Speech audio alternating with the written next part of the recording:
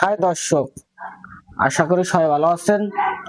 যে কি ইন্ডিয়ার মোদি সাহেবের বেশিক্ষণ আর টাইম নাই।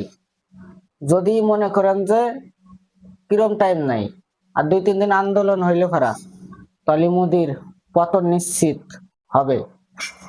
এটা 100% গ্যারান্টি দিয়ে করতে পারি।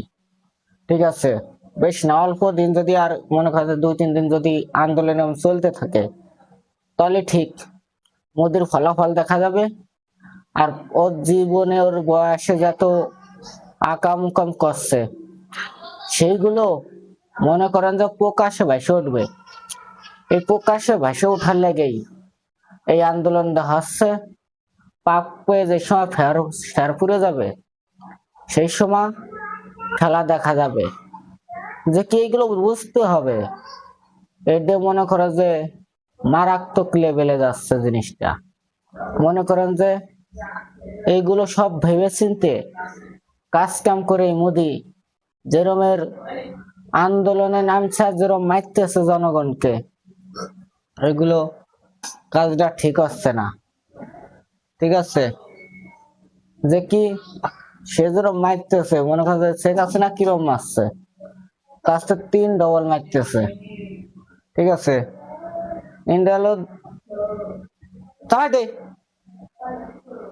পান্দের বাচ্চা। মনে করেন যে ইন্ডিয়া যেরকম মারতেছে জনগণ, শেখ হাসিনা কি মারছে, তার থেকে 3 ডবল মারতেছে।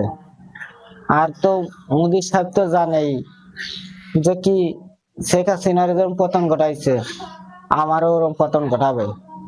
সেই হিসাব করেই সেইগুলো কাজ করতেছে। তার প্রশাসন অনেক খারাপ। ওরা সবসময় মুসলিমদের ওপর মনে করো অস্থিরতা বাড়ায় দেয়, মারে ধরে বিভিন্ন কায়দা কামড়ে। তারা মনে করেন যে পরিস্থিতি অনেক খারাপ করে দেয়। দেখে এইগুলো বুঝতে হবে।